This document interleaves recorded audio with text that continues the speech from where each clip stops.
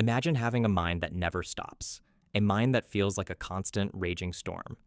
Most people look at the richest man in the world and see success, money, and power. But if you could step inside his head for just 1 minute, you might just want to run away. Is the storm a happy one? No. It is a storm of chaos, risk, and an addiction to crisis that might just be destroying the very future he tried to build. Welcome to the Decode Factory. Today, we are going to decode the complex and chaotic reality of Elon Musk. From his brutal childhood in South Africa, to building rockets that land themselves, and finally, to his controversial takeover of Twitter. We are digging deep into the psychology of a man who changed the world, but now seems determined to set it on fire. To understand Elon Musk, you have to go back to the beginning.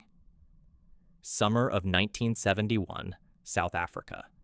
Elon wasn't the cool billionaire tech mogul we see today. He was a scrawny, nerdy kid who was bullied relentlessly. We are not talking about just name-calling. One time, he was beaten so badly by a group of boys that he was hospitalized. He was unrecognizable. But the worst part wasn't the physical pain. It was what happened when he got home. His father made him stand there for an hour, berating him, calling him stupid, telling him it was his fault. Those emotional scars don't just vanish. They shape you. They create a need to prove the world wrong.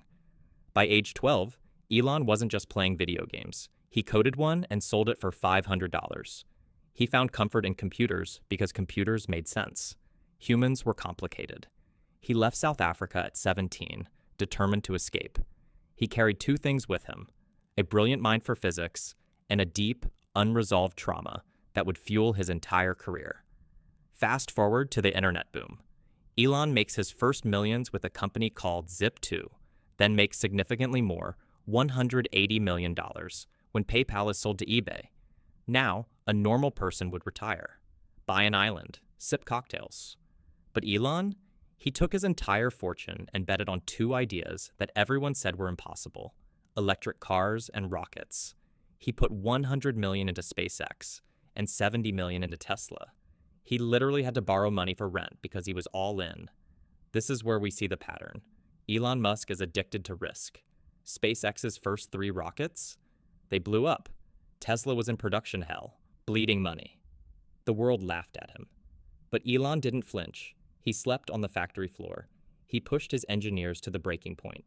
He questioned every single bolt, every cost, every line of code. And it worked. Against all odds, the 4th rocket launched perfectly. SpaceX did the impossible.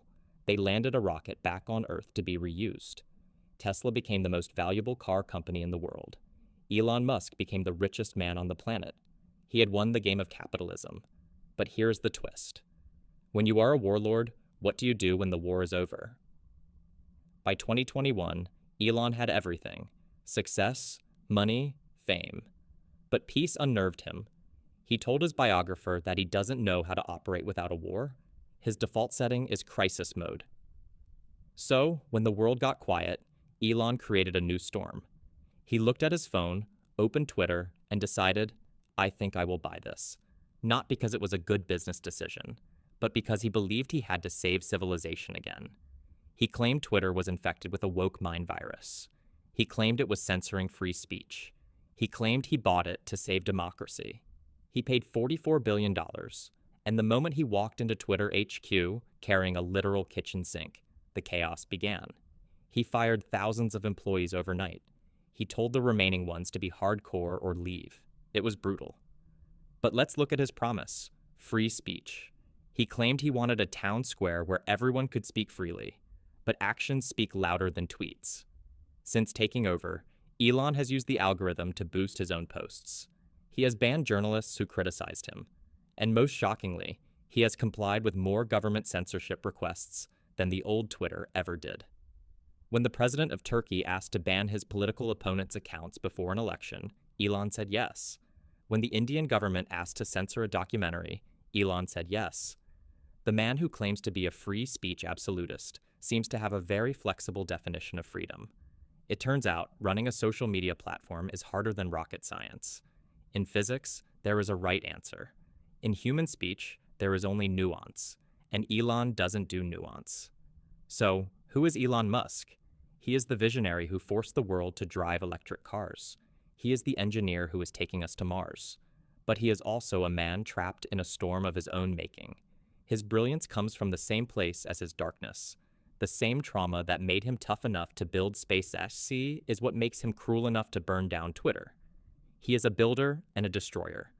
And as we watch him post memes at 3 a.m. while running 5 global companies, we have to ask, is he saving the world, or is he just looking for the next fight to make him feel alive? Because for Elon Musk, the only thing scarier than failure is silence.